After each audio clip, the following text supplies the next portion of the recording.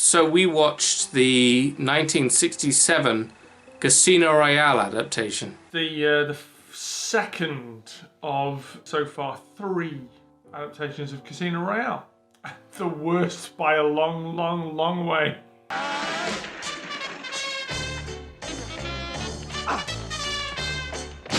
This is a big part of 60s James Bond cinema, simply because they had the rights to one of the books. It exists because James Bond was so huge culturally. It emerged only a few years previously. 5 years, yeah. So it's clearly made such an impact in the few years, and at this point, 4 films. It's made such an impact that it already warrants essentially a spoof. There are great spoofs such as Young Frankenstein, Airplane. You ever been in a cockpit before? No, sir, I've never been up in a plane before. You ever seen a grown man naked? I would even say Hot Shots Part 2.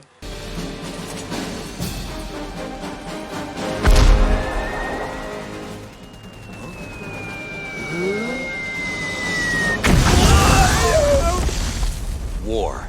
It's fantastic. Usually there's a bit of time between them before they come out. This feels like date movie or epic movie. These things they've just thrown shit together. What a cash grab. It feels like a cash grab. Financially, they did what they wanted. They made their money back and some more. But I think it's a terrible movie. It's a real struggle to watch. It's long, it's slow, it's tedious. It's nonsensical, it's totally incoherent for at least the first hour and 20 minutes of the movie. It's difficult to see what this does well at all. I mean, it's pretty horrible.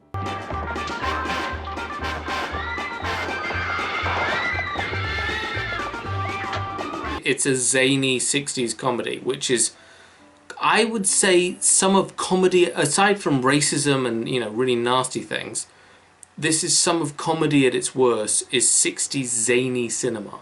And also it's expensive zany cinema. People throwing money at something without really knowing what the point of it is. And that's one of the worst excesses of comedy, irrespective of its time period.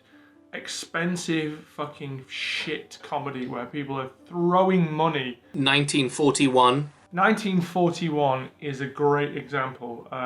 Evan Almighty, which I think apparently cost a fortune. Just people throwing money at comedy in a desperate attempt to try and generate humour.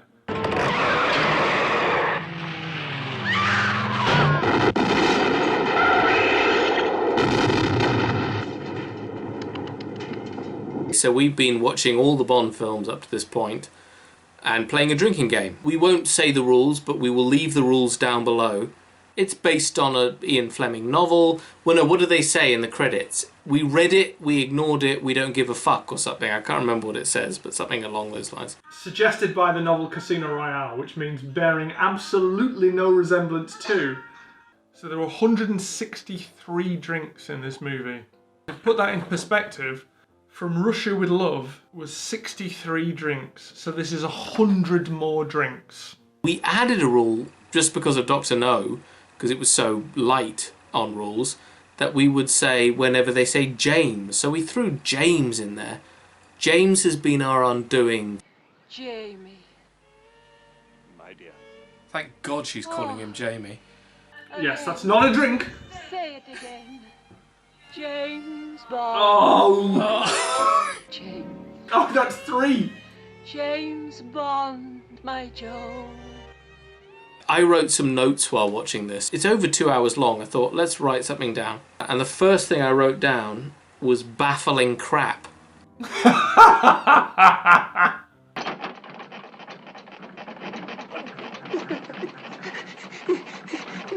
It's directed by, what, about 6 6, 7 different people. It feels like maybe only 4 or 5 different movies going on at once. Whole scenes that just don't relate to each other. There's not a part of the movie where you go, oh, finally, this director who had a sense of it. Every part of this movie is shite. We were about an hour and 10 minutes or so into it, and it felt like the movie was only just getting going. But the first hour or so feels like nonsense that doesn't even relate to anything. Peters, follow Marie over to the bus. 28 minutes in, and hopefully the plot will start very soon. I feel like we're so far away from any gambling in a casino. Yeah. I felt that we were closer when James Bond was running over the rooftops with a parkour man in the fucking... Yes! It's a complete mess. It's an absolute trifle of nonsense. It's a fucking 9-tier wedding cake of absolute bollocks. From a story point of view, it's totally incomprehensible and infuriating and dull. And when I go into that casino tonight, I'm going to sit down opposite Le Chiffre, look him straight in the eye and say... I would say the 60s was a low point for comedy, and there was this sense of zany kind of like, speed it up is fun. Trouser dropping, you know, what's for tea vicar sort of farce, but very, very, very quickly. Peter Sellers had been in some bad 60s movies. What's New Pussycat, written by or partially written by Woody Allen, and it's based on Warren Beatty, who slept with many, many, many, many, many people. Famously, Woody Allen said, if reincarnation is true, I hope to come back as Warren Beatty's fingers, which is disgusting. What's New Pussycat, which was apparently his pickup line, and Woody Allen wrote the movie. Peter Sellers is in it, and Peter Sellers is very funny. Why didn't you come home last night? Leave me alone, I'm trying to work. Is she prettier than me? Is she prettier than you? I'm prettier than you! But it's very 60s, and it ends in a go-kart chase.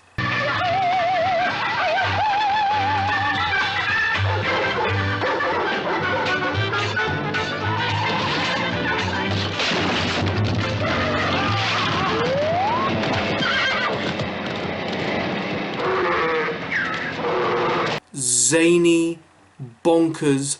It's just kind of like, they're all in go-karts now, isn't that funny? It's not funny. It's not what I expected.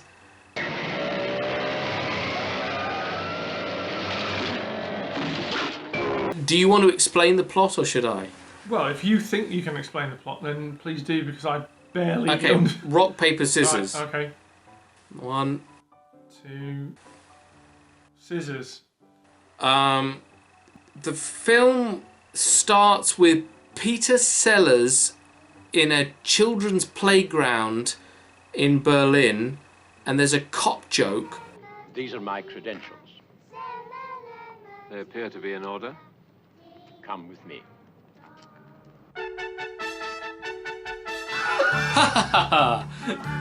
Wow. And then the story starts, but it doesn't really. David Niven is James Bond. But he's retired. And all these members of different Secret Service places meet him, and they say, we need you back to stop Schmursch. And then they've planned for him to be shot and blow up his house. So John Huston, who's playing M, blows up his house, but John Huston dies. Before having his wig blown off. James Bond, David Niven, goes to Scotland to meet his widow and give him his fucking hair. Just how personal is a toupee? It can only be regarded as a heirloom. And then she's not actually his wife. She's an agent of Schmursch. But she falls in love with him after he wins a game of big, heavy stone balls. So she says, I love you, this is actually an assassination attempt, and he goes, to fuck. Then he finds out that after he retired, they used James Bond as a new code name, but the new James Bond, he's gone on TV. He hires a new James Bond. His daughter is Mata Hari's daughter, so he hires her, but at the same time he gets Vesper to hire a guy who's good at Baccarat, who can beat Le Chiffre. And then it all ends in fucking nonsense in the casino. It's ghastly. There's no story. There's no story. It's just a series of crap. I have to warn you, Bond. My instructions are that you play your game with Le Chiffre and leave immediately. Instantly, I think you know you're onto something horrible when, in the first scene of any substance, you have all these spy sort of aficionados, these sort of old boys, and John Huston appears as M. We said as we were watching it, what exactly is his accent? Roses, Tanagra figurines, and Debussy. He plays Debussy every afternoon from sunset until it's too dark to read the music. We thought initially it was Irish.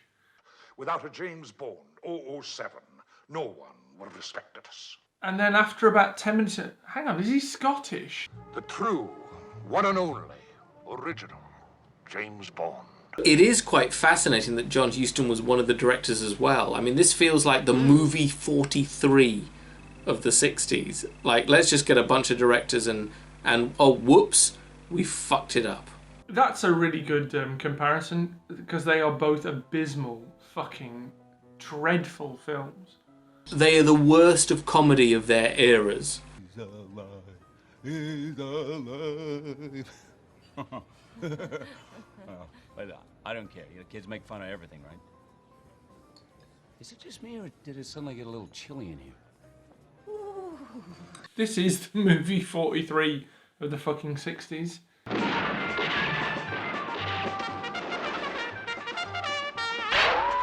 And then all of a sudden, this is the first joke where you go, you're not actually making jokes, you're just going crazy. Which is they're driving to James Bond's house and there's just a bunch of lions. Lions? Oh God, how did they get that line on that car? In what way does that relate to anything Bond? It doesn't. Well, we've got a day with some lions, we'll stick some fucking lions in, that's funny, isn't it? It's wacky. Ages run. Who is how young is the youngest? 16. And the eldest? 19. You mean the only... Be careful, that's my loose kneecap. I think the Pink Panther is worth talking about. The Pink Panther was saved by Peter Sellers' performance as Clouseau.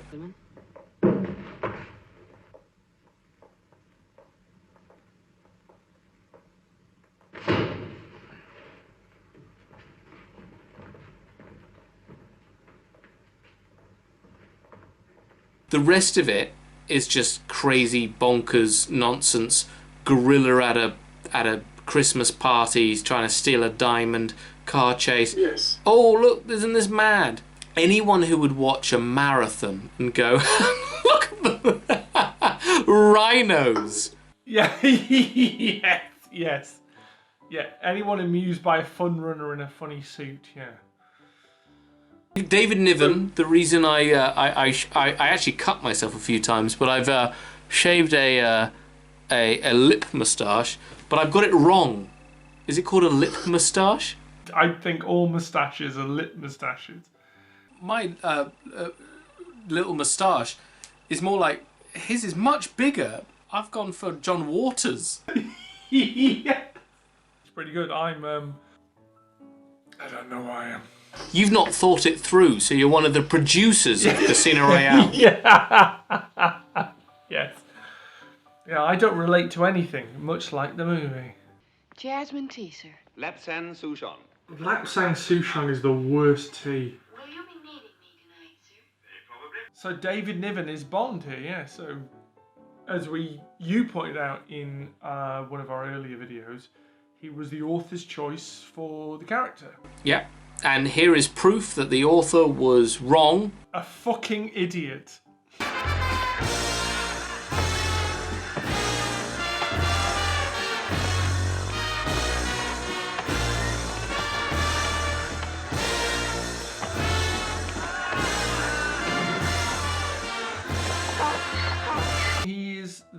he's the quintessential Englishman for all the wrong reasons.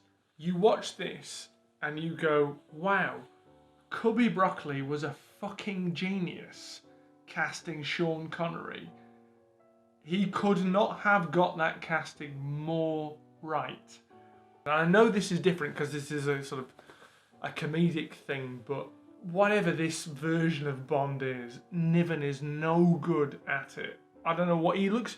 I mean, he looks bored and maybe drunk. David Niven, and the beginning of the movie has a stutter.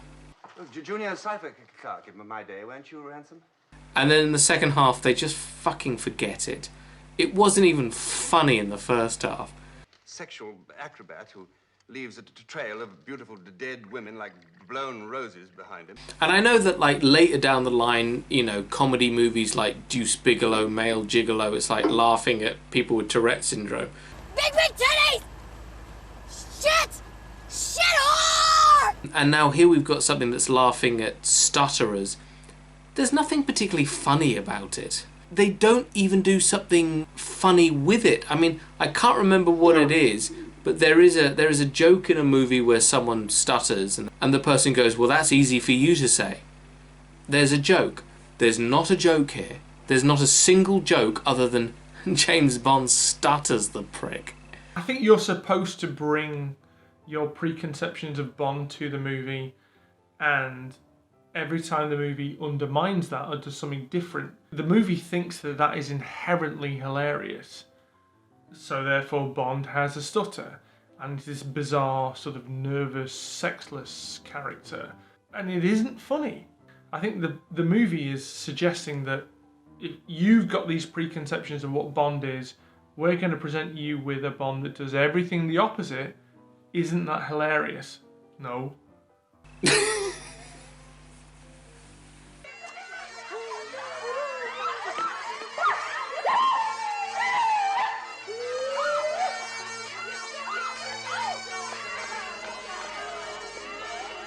After John Huston is murdered, we skip to Scotland, and now we get this awful Scottish crap. And also, I can only imagine watching it in Scotland and being rather proud of the character of James Bond, and then watching this awful kind of like, he haggis, yeah, kilts, I'm playing bagpipes, It's like a blood libel against the Scottish people. Raped by the Campbells in 1622, in retaliation of which Lord Douglas sent his only son, Hamish, out to rape 2 Campbell lasses. At the same time? Deborah Kerr plays M's wife, who's then revealed just to be a schmersh villain. She is about as unfunny as someone can be in a movie. She is there, she's got a trumpet that she pretends to blow on. And then she hosts a game where Scottish people lift up big balls but can't hold them, and then James Bond's I mean, it's just so unfunny. There's not a joke. What's the joke? James Bond can pick up the balls, they can't.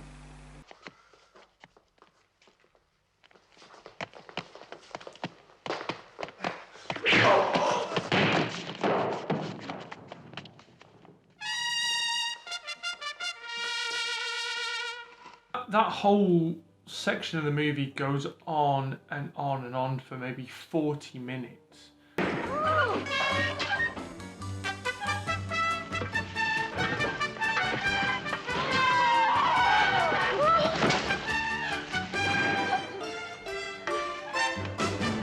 Austin Powers films aren't great, but the 3 movies are funny, at least. They'll do a gag and they'll do it in about 3 minutes, and then they'll move on to their next gag. This spends 10 minutes on not even a gag, it's just a visual thing. And then you go, okay, what are we watching? James Bond shoots pigeons, but they're bombs.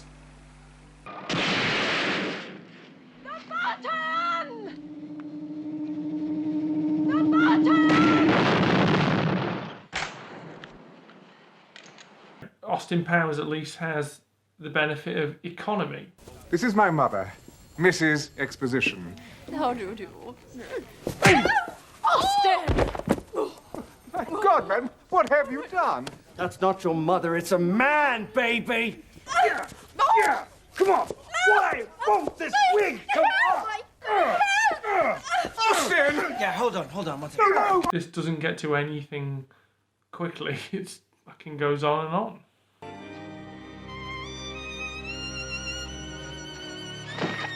This is a movie that has very little sense or structure, but a fair amount of animal cruelty. According to clan tradition, Is that a real goat? a black eagle must be ta'en alive off them Oh. 6 barefoot virgins. I myself slaughter it. The daughters rest the stomach. It feels like something out of Cannibal Holocaust. Isn't that funny? A goat on a stick.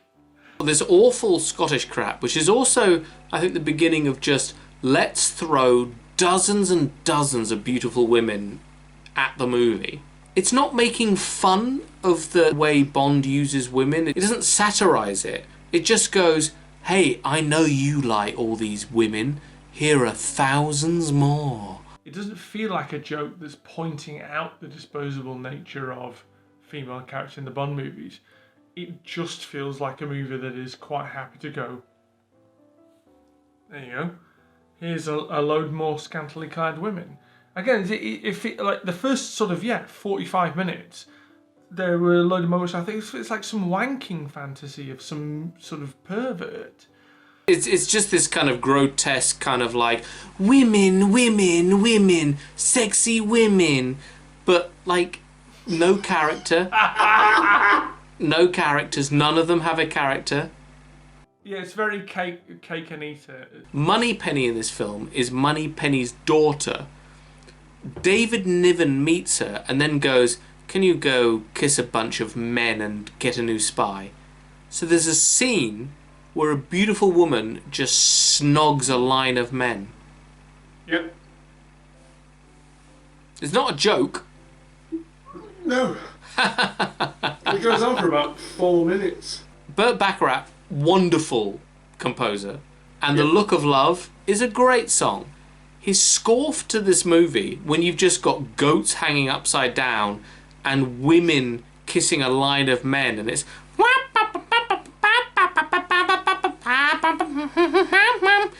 rubbish. It's crap. It really feels like he didn't give a shit and he just phoned it in.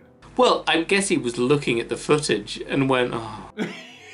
This is rubbish. I've written The Look of Love for this movie.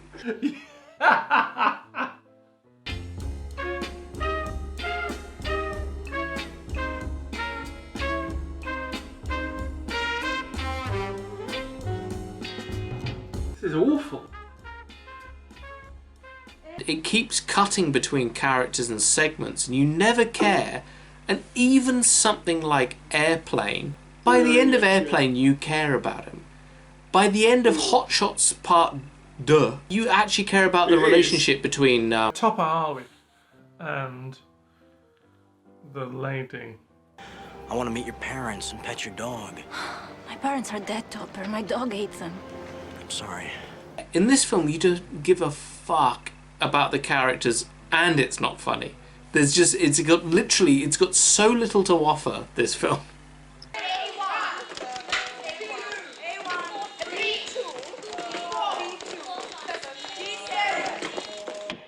Peter Sellers. Let's talk about Peter Sellers. I think you get about 90 minutes into it, and then all of a sudden Peter Sellers is back, and he's being recruited as the gambling prodigy who's going to be sent in by MI6 to ruin Le Chiffre. It doesn't feel like a completely different movie. It feels like 4 or 5 movies down the line. It relates to absolutely nothing that's come before it. I read that Peter Sellers was deterred from doing this because he wanted to do Bond properly. And he wasn't keen on the idea of doing a comedy one, but was kind of talked around into doing this comedy version of Bond.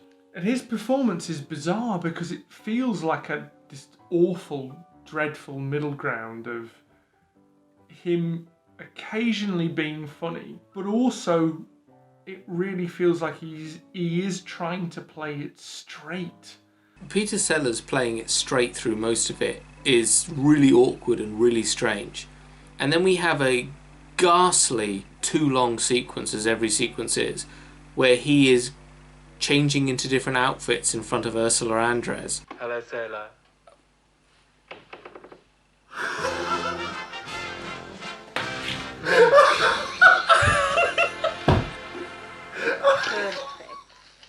Distinguishing birthmark. We have him as Hitler, but there's not a joke. It's literally the equivalent of a kid just drawing a swastika and going Well, nobody's perfect. And it is a shame that it's something that is supposedly a funny movie. And I'm not laughing even when Peter Sellers, a great comic genius, is on the screen. I'm bored and I'm sort of embarrassed and I'm just curious that he appears to be wasting his own time. Peter Sellers and Woody Allen. Yeah, you've got two people. You think, well, sit them down in a room and presumably if you just say, what have you got? You'd imagine they'd give you something pretty fucking hilarious. A strange waste of talent from people that you know can be hilarious. Ronnie Corbett appears in the middle of it. As a good example of bad 60s comedy is him going quickly backwards and falling over. Positive, negative, I never know which is which.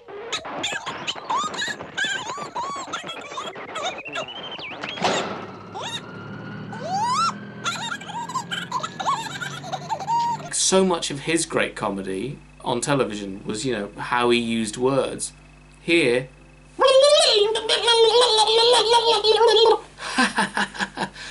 awful. It's Benny Hill backwards, yeah.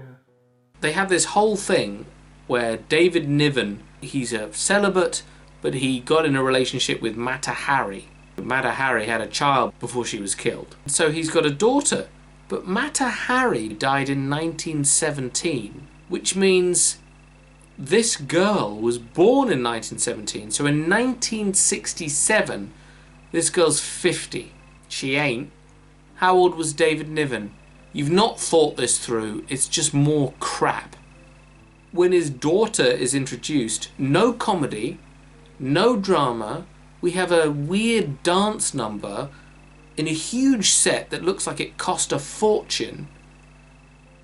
What a fucking mess.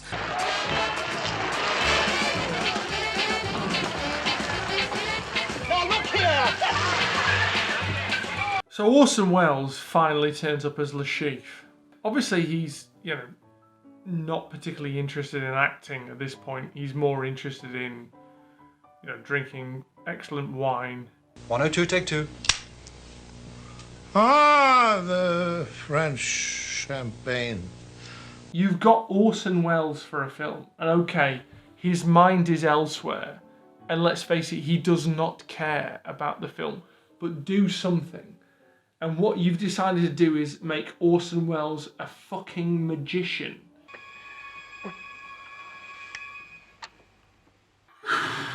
What the fucking hell is going on?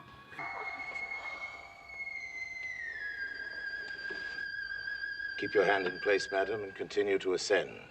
If at any point in this have they said that Le Chiffre is a magician? That's the kind of remark that leads to war. How much better for all humanity if all the nations could learn to live together in peace. Oh, marvelous, marvelous. Mob!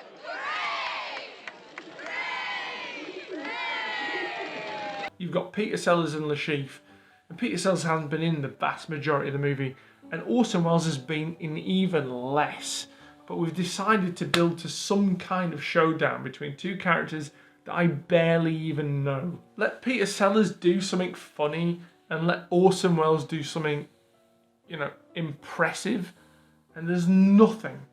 If you can only get 2 minutes out of Orson Welles, get something. Give him an opportunity. Stroke his ego. Feed him pies. Whatever he needs. Get something out of the guy. And I know he's kind of checked out and he doesn't give a shit by this point. But fucking get to... He's agreed to do it. He's turned up in his enormous fucking suit. And that looks like a Lord of the Rings kind of perspective trick. Yeah. Yeah. It really does. Look how tiny Peter Sellers is. Peter Sellers gets in a race car and they set up a car chase, and then the car chase just doesn't happen. I am faster in my Lotus Formula 3.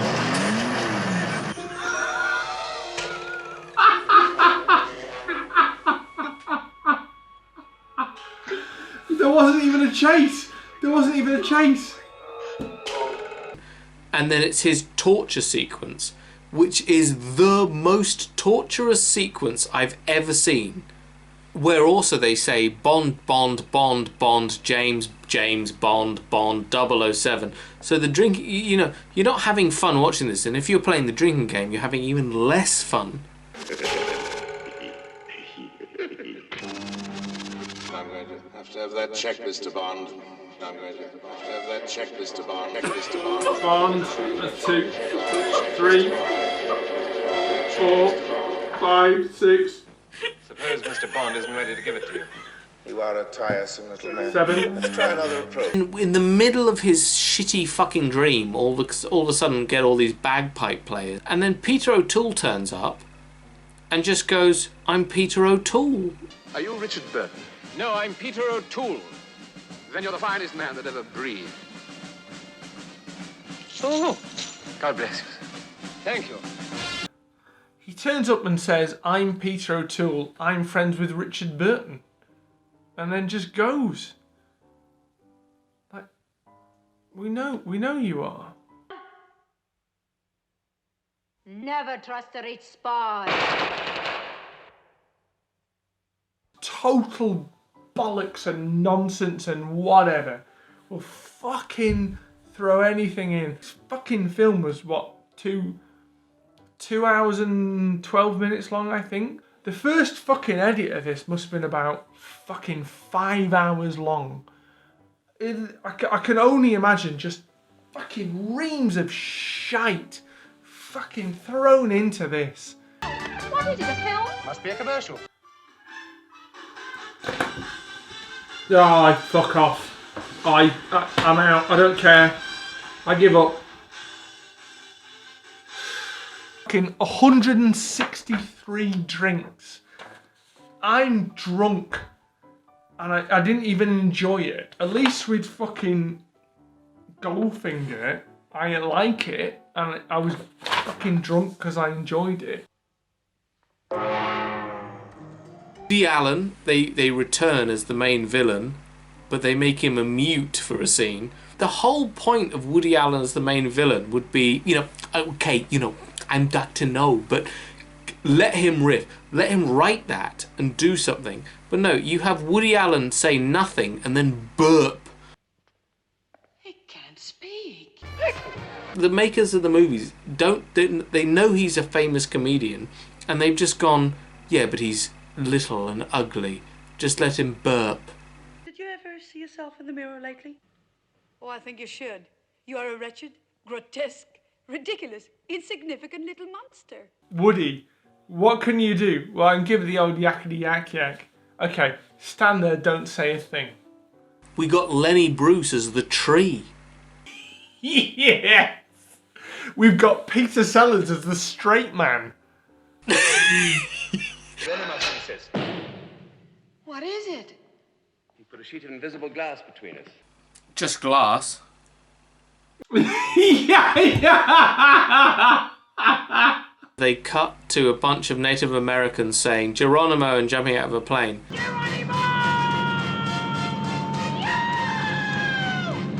It was better in Hot Shots Part 2. Geronimo! Geronimo! Me! us showing Native Americans jump up a plane going, Geronimo, you haven't created a joke. You've come up with sort of a punchline. We then get to the huge nonsense Casino Royale fight. 4, 3, 2. George Raft appears, who was in Scarface, and he is known as the flipping the coin guy. I've never seen a man worse at flipping a coin than George Raft.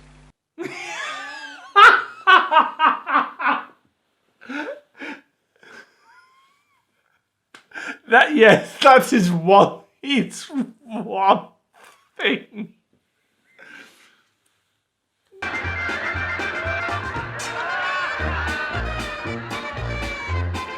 I hate Casino Royale.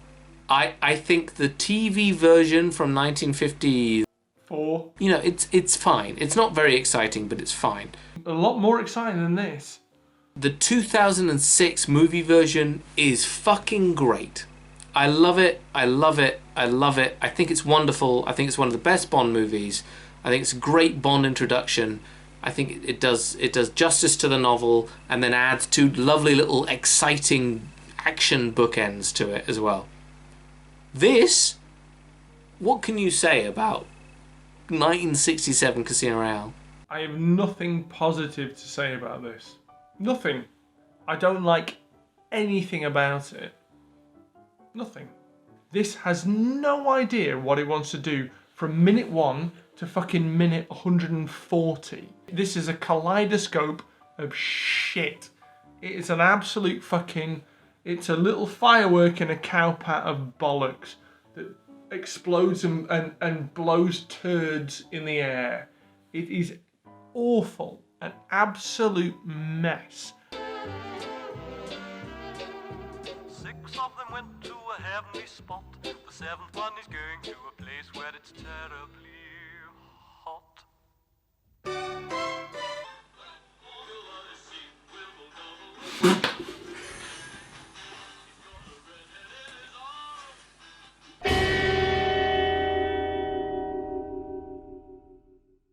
Lapsan Souchon.